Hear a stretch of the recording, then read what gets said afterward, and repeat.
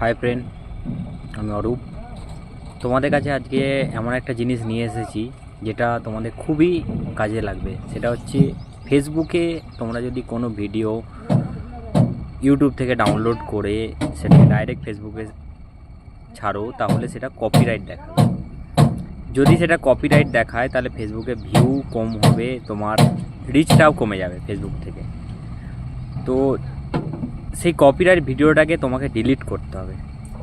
তো বন্ধুরা, তোমরা কি করে এই কপিরাইট ভিডিওটাকে ডিলিট করবে সেটাই আজ তোমাদের আমি প্রথমে ফেসবুক পেজটা ওপেন করে নেবে। ওপেন করে নেওয়ার পর ফেসবুক পেজের প্রোফাইলে যাবে। প্রোফাইলে যাওয়ার পর দেখবে হেল্প অ্যান্ড সাপোর্ট, এখানে যাবে। হেল্প অ্যান্ড সাপোর্টে যাওয়ার পর দেখবেন সাপোর্ট ইনবক্স বলে রয়েছে। তো সাপোর্ট ইনবক্সে যাবে। ইনবক্সে যাওয়ার পর এখানে রয়েছে report and about an other and your alert. Your অ্যালার্টে এখানে টাচ করবে। টাচ করার পর দেখবে এখানে একটা ভিডিও আমার এখানে কপিরাইট ভিডিও দেখাচ্ছে। তো এটাকে কী করে ডিলিট করবে?